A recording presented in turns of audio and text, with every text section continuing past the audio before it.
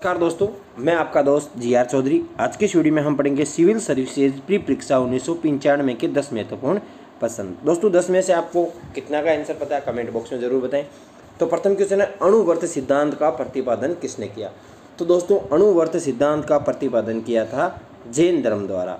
तो अणुवर्त सिद्धांत किसे कहा जाता है। तो जैन धर्म के 5 सिद्धांत हैं, उन्हें क्या कहा जाता है, अणुवर्त सिद्धांत कहा जाता है। उसमें क्या क्या शामिल है, सत्य शामिल है, अहिंसा शामिल है, अस्त्य शामिल है, अस्त्य शामिल है और अपरिग्रह शामिल है, अपरिग्रह और क्या शामिल है, ब्रह्मचर्य शामिल है। सत्य, अहिंसा, अस्त्य, अपरिग्रह और ब्रह्मचर्य शामिल है। ये पांचों मिलकर क्या कहलाते हैं, अणुवर्त सिद्धांत कहलाते हैं।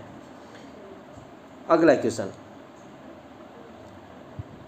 चोल काल में निर्मित नटराज की कांस्य प्रतिमा जो कहाँ पे है दोस्तों, तंजौर में स्थित है। और ये शिव की प्रतिमा है। किसकी प्रतिमा है, शिव की प्रतिमा है। और कैसी प्रतिमा है, कांस्य प्रतिमा है। कहाँ पे स्थित है, तंजौर में। तो देवताओं की आकृति प्राय किस प्रकार की होती थी। तो देवताओं की आकृति दोस्तों किस प्रकार की होती थी, चतुर्भुज आकृति होती थी। किस प्रकार की आकृति, चतुर्भुज आकृति होती थी।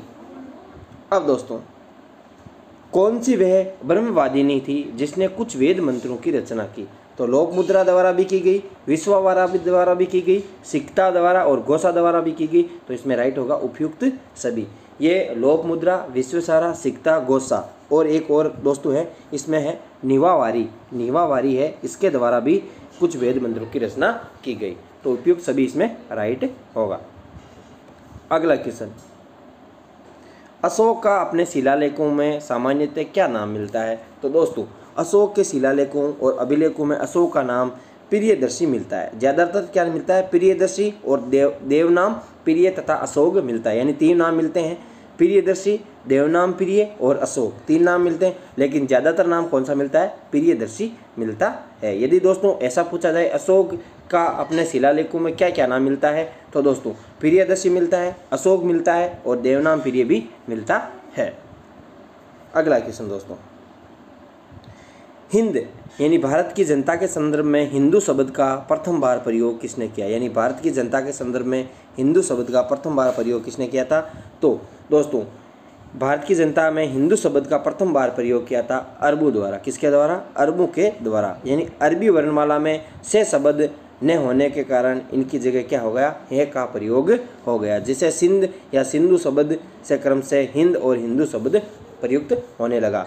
और दोस्तों अलबुरीन ने अपनी पुस्तक किताब हिंद में भारत के लिए हिंदू शब्द का प्रयोग किया। वेरी मोस्ट क्वेश्चन है दोस्तों, कौन से अरबी लेखक ने अपनी पुस्तक में हिंदू शब्द का उल्लेख किया। तो अलबुरीन ने किताब हिंद में हिंदू शब्द का प्रयोग किया है। अब दोस्तों अगला क्वेश्चन है,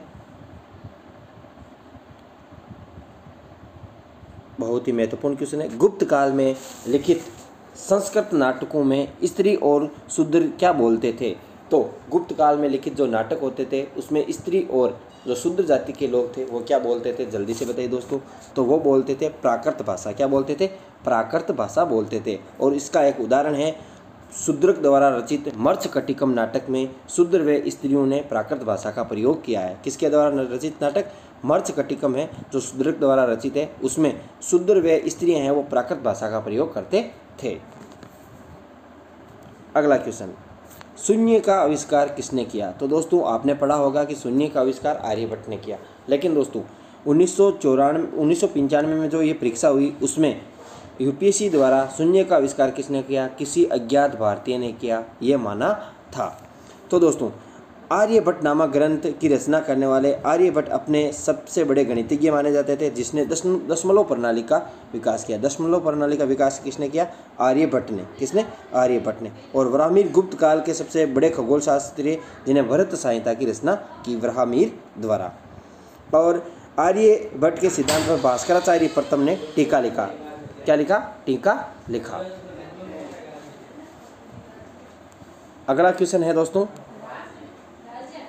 विक्रम संवत्सर कौन सा मिलान चाहिए। तो विक्रम संवत्सर की शुरुआत 58 ईस्वी पूर्व हुई थी, शक संवत की शुरुआत 58 ईस्वी में हुई, गुप्त संवत की शुरुआत 320 ईस्वी में हुई, कली संवत्सर की शुरुआत 3102 ईस्वी पूर्व में हुई। तो इसमें उपयुक्त सभी इसमें राइट होंगे। क्या होंगे? उपयुक्त सभी इसमें राइट होंगे। तो दोस्तों इसके अलावा भी है कलचुरी संवत है, उसकी शुरुआत 248 ईस्वी में हुई थी कलचुरी संवत की। और आनंद विक्रम संवत की शुरुआत हुई थी 1192 ईस्वी में।